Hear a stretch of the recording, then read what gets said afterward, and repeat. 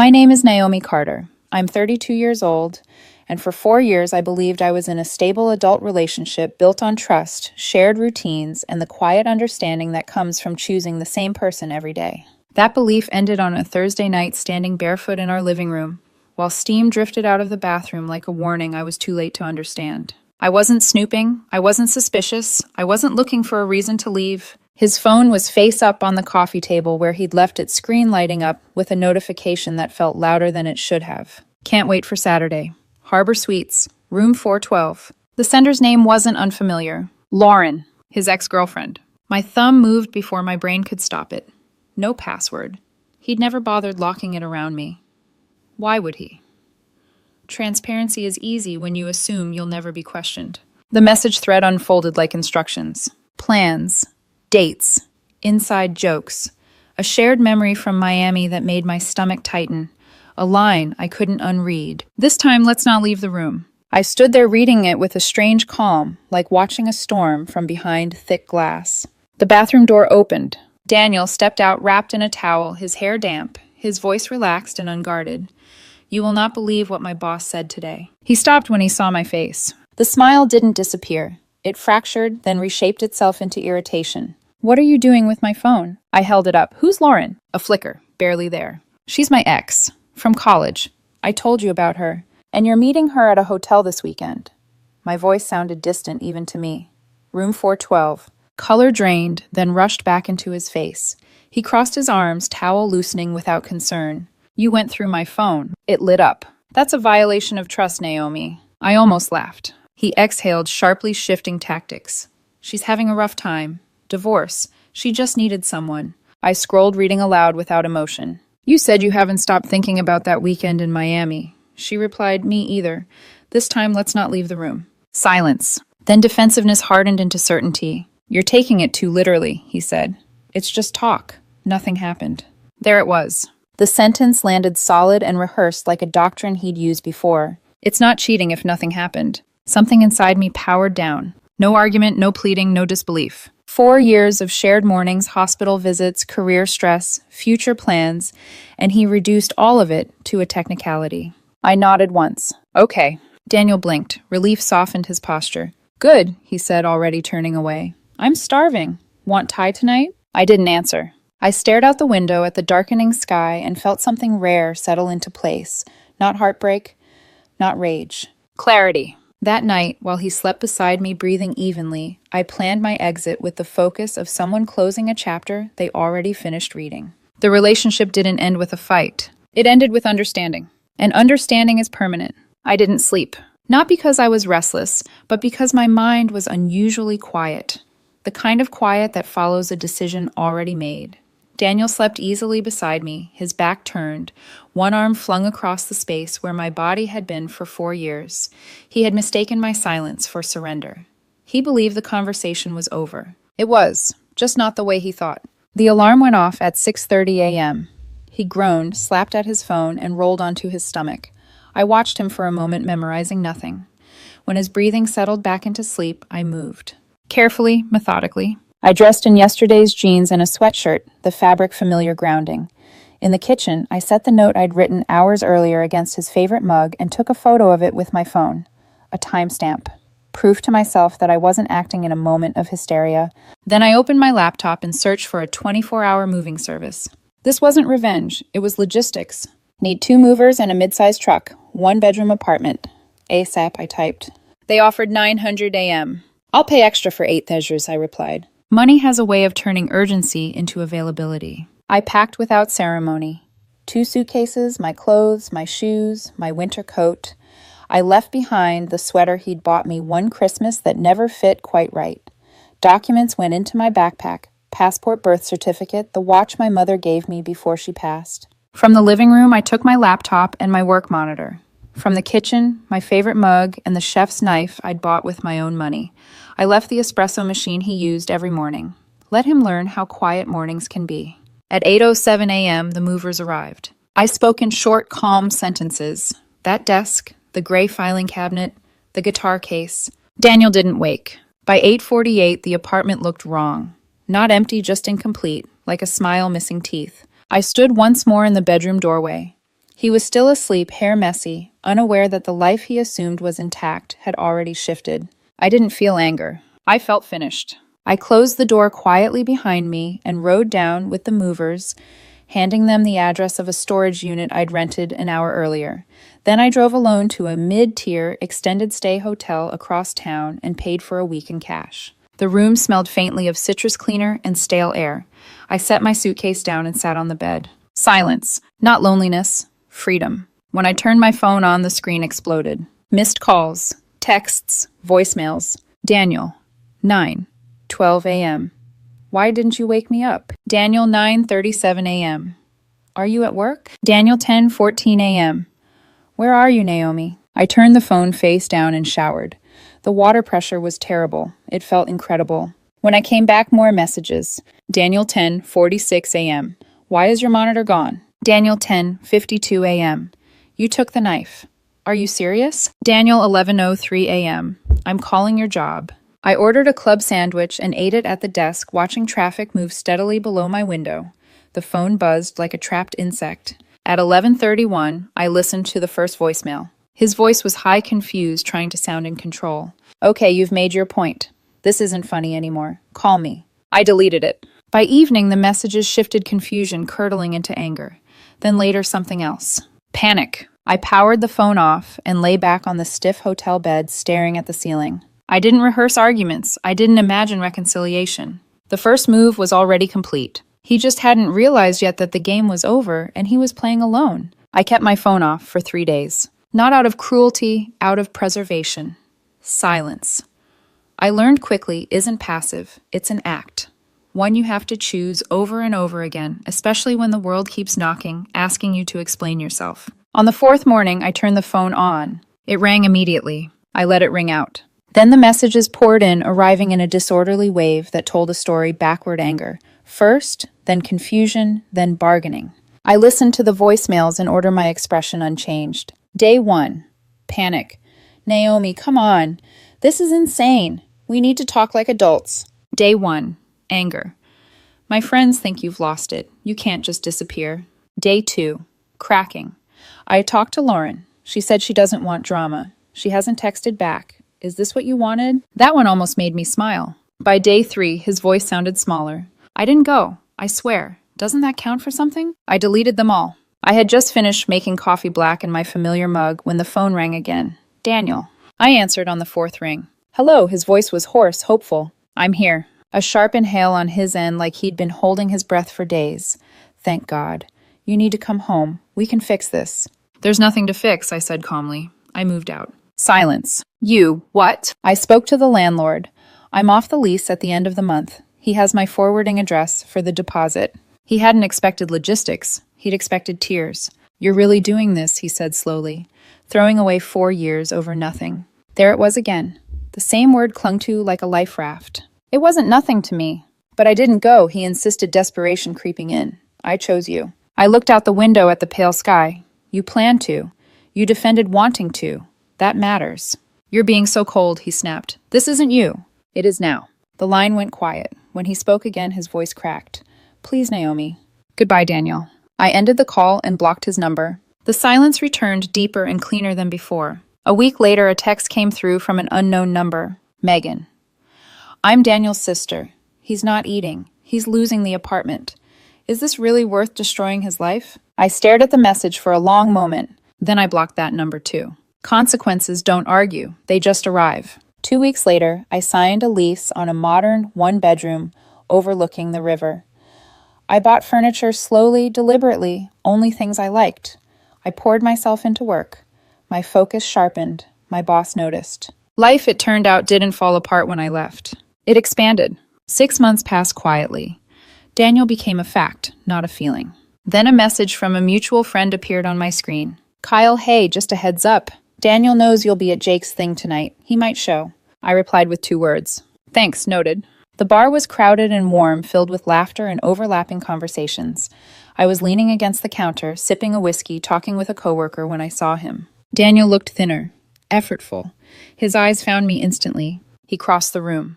Naomi. Daniel. He smiled nervously. You look really good. Thanks. The silence between us was unbearable for him. I've been in therapy, he said quickly, for months. I see everything clearly now. That's good, I replied, the way you respond to weather updates. He swallowed. What happened with Lauren, it wasn't about you. I was insecure, lost. I never meant to lose you. Then softly, almost pleading, I didn't cheat. I set my glass down. I believe you, I said evenly. But it doesn't change anything. His face crumpled, the realization dawning too late. You didn't lose me, I added. I left. I turned back to my friends, the noise and warmth closing around me. Behind me, Daniel stood frozen, finally understanding that some endings don't need shouting. They just need distance. I didn't look back. That was the part Daniel didn't understand. Not then, not later. He believed closure required eye contact, tears, some final emotional transaction that proved he still mattered. But closure had already happened months ago, quietly in a hotel room that smelled like disinfectant and freedom. I slid back into my seat at the table. Laughter resumed around me, warm and unforced. Someone refilled my glass. Someone else told a story I genuinely listened to. My body was there. My mind was present.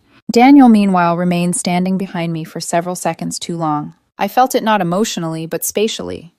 The awkward gravity of someone who no longer has a role but hasn't accepted it yet. Eventually, he walked away. No dramatic exit, no confrontation, just the slow, humiliating retreat of someone realizing they'd arrived at a destination long after the train had left. Maya leaned toward me. You okay? I smiled. A real one. Yeah, completely. And I meant it. That night, back in my apartment overlooking the river, I stood barefoot in the kitchen with the windows open.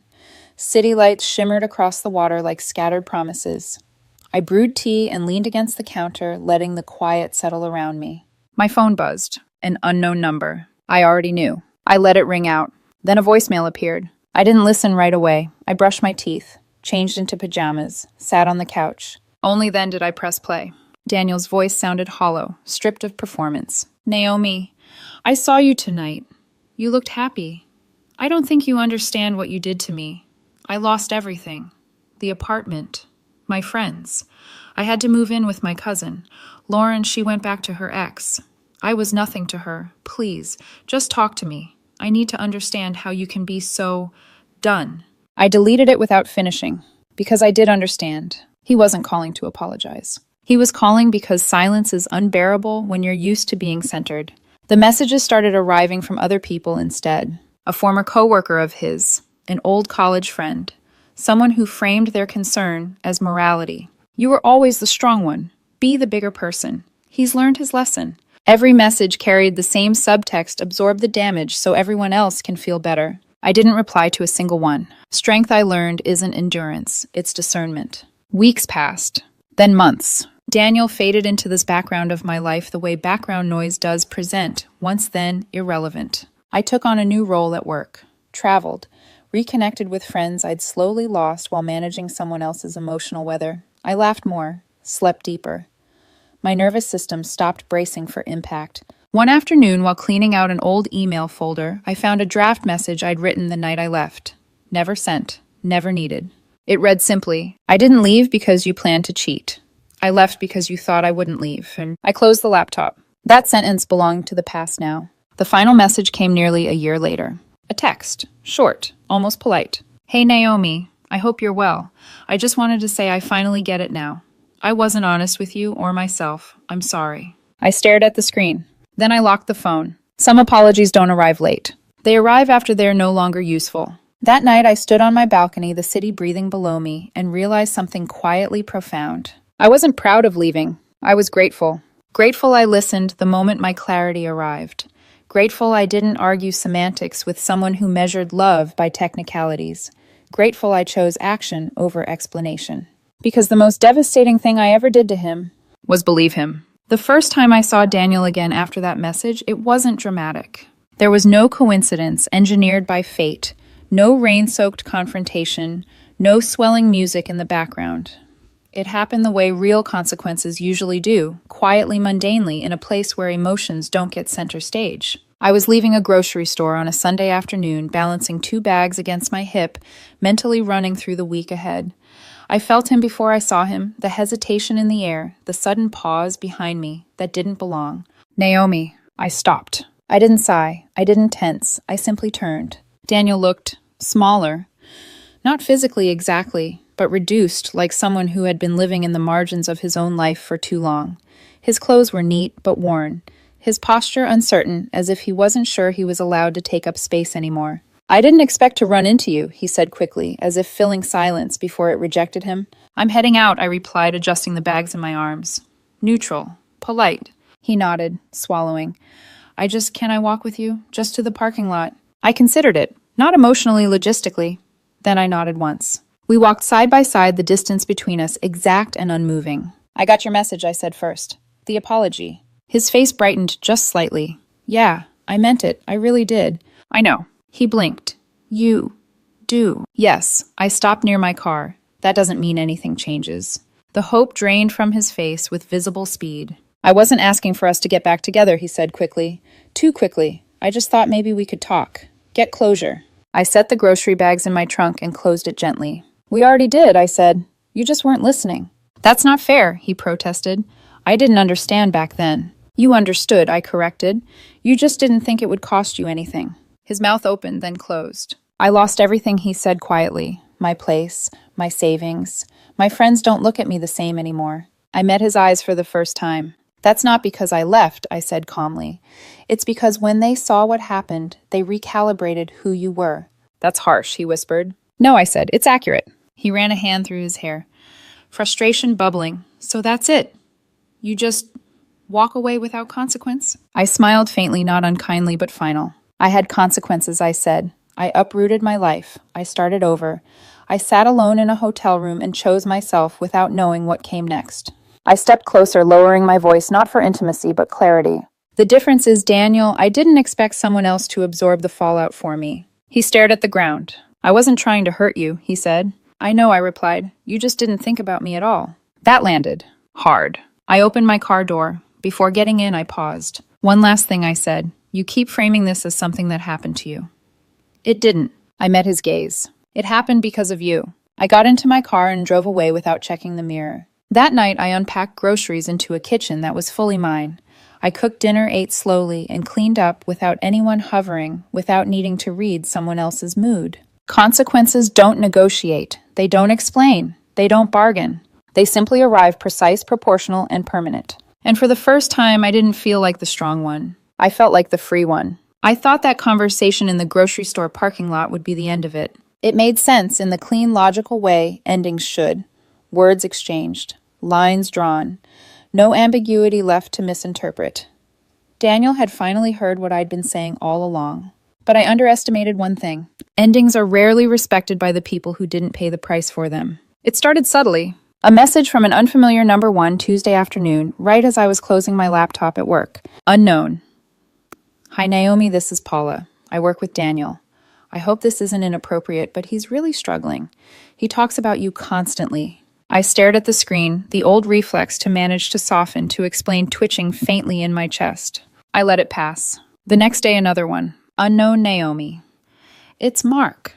We met once at Daniel's birthday a few years back. I don't know the full story, but he's not himself.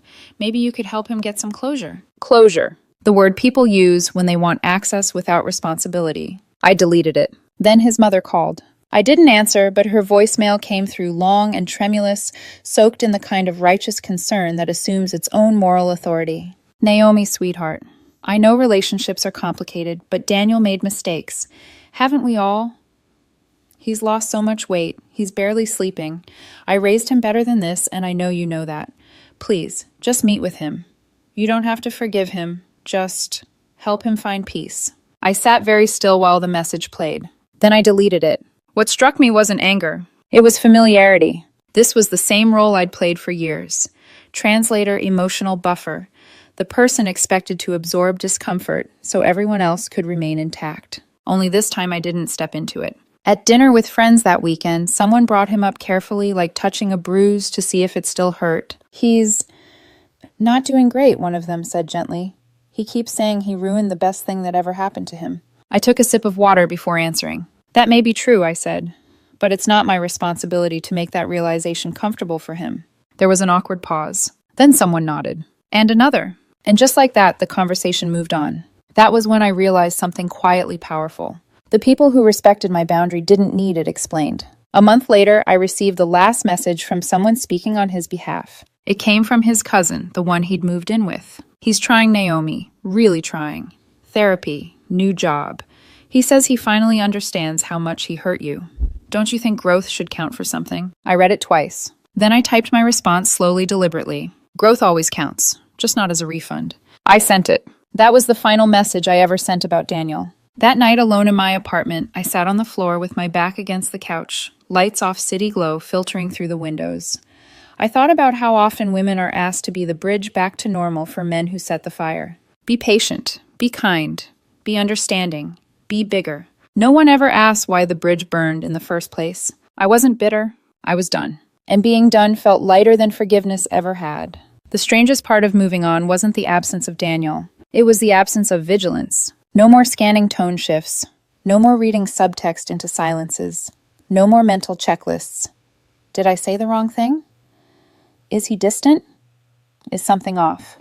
My nervous system didn't know what to do with the extra space at first. Peace, I learned, can feel unfamiliar when you've been living in quiet tension for years. I filled the space slowly. Morning routines became rituals instead of negotiations. I woke early, brewed coffee, and sat by the window, watching the river change color with the sky. Some mornings I worked out. Some mornings I didn't. No one commented either way. At work, I said yes to a project I would have previously declined because it required travel and late nights. I didn't have to ask anyone if it was okay. I didn't have to manage resentment for choosing myself. My boss noticed the shift. "You're sharper," she said one afternoon, more decisive. I smiled. I stopped multitasking emotionally. She laughed, not fully understanding, but she didn't need to. I redecorated my apartment piece by piece. A couch I chose because it felt right, not because it matched someone else's aesthetic. A lamp with warm light that made evenings feel gentle instead of exposed. Art that didn't need consensus. Friends commented on it. "This place feels like you," one said. That was the point. I started going out again, not dating, not searching, just living. Dinners that lasted longer than expected. Conversations that didn't feel like emotional labor.